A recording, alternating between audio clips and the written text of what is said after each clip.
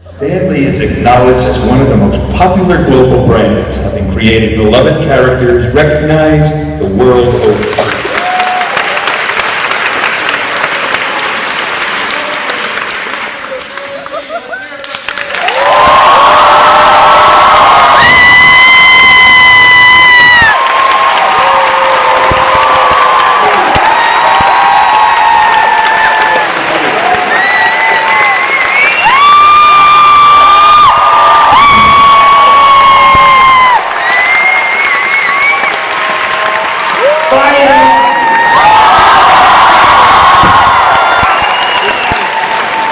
All right, here we go.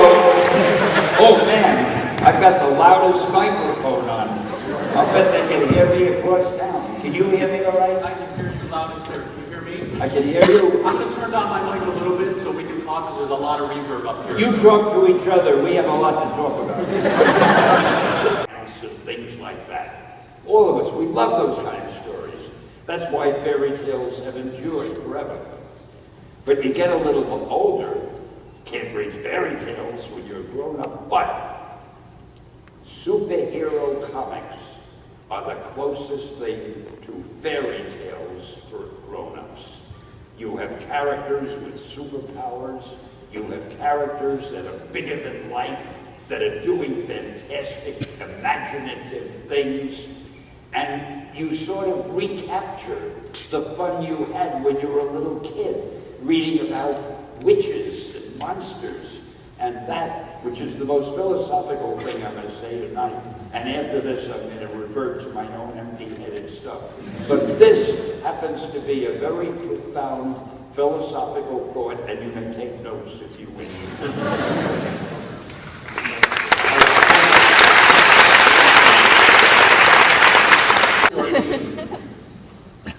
It's got two definitions.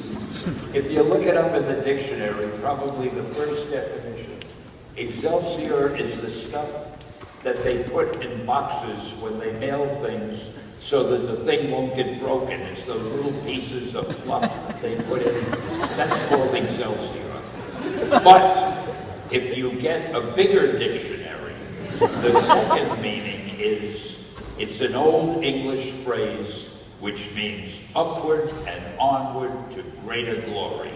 And I found the word, I don't know how it happened, I was looking at the Great Seal of the state of New York, and it has the word Excelsior on it, and I love the word. So I adopted it as my own, and now you better not use it or you'll answer to me. That I'm a failure, because she was sure I'd be president. I must have disappointed her so. But the question was, did I ever dream of it? To have such an interesting... I'll show you why I'm such a good guest at these kind of shows, the kind of answers I give. No.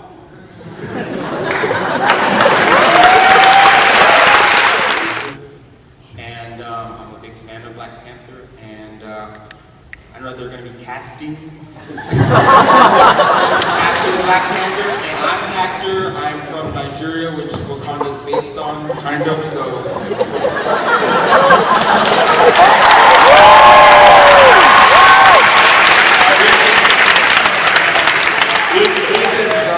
Even though I look like I'm the closest thing to your model of a perfect human being, I do not hear very well.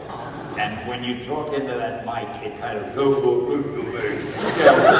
so my friend David is going to repeat the question to me. I'm sorry. So I can't really get it. He said, if you happen to have any influence on the casting of Black Panther, since he's a huge fan of Black Panther, and he's a reasonably good-looking guy, can you do anything to help cast him in the next movie?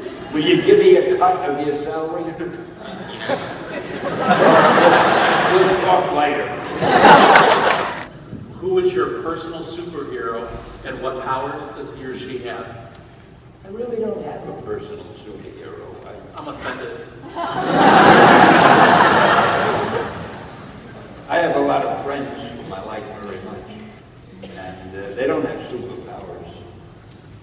I wouldn't go with anybody who's more powerful than I am. I don't.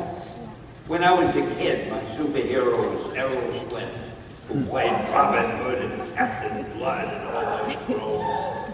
And yeah, he was my hero. But today, Franklin Roosevelt, the president, was a hero of mine. I really admire him. I know that's not the answer you expect. No, that's great too. And I feel I failed you with that. It's a great answer. It's a great answer. Next up, please.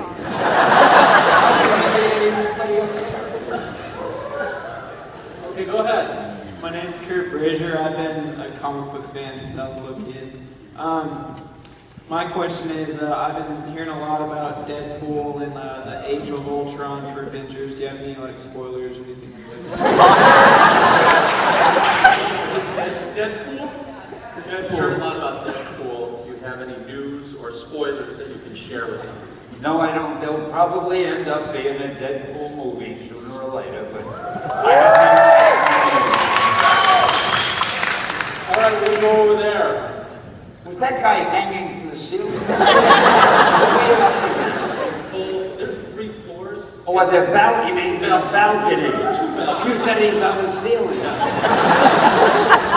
This place is packed, by the way. I expect that. This is as full as I've ever seen it, so give yourselves a hand, guys. This is Wonderful rules in most of the recent Marvel movies. Which one was your favorite cameo to shoot? Was it cameos you're talking about? Yes. Which was your favorite cameo of all the ones you've been doing? I love them all because each one is a little masterpiece in its own right. I have to tell you, don't dare miss the new Avengers movie when it comes out because I'm not allowed to say what the cameo was, but I've got a cameo in that. It is the funniest thing I've ever done and one of the funniest things you've ever seen.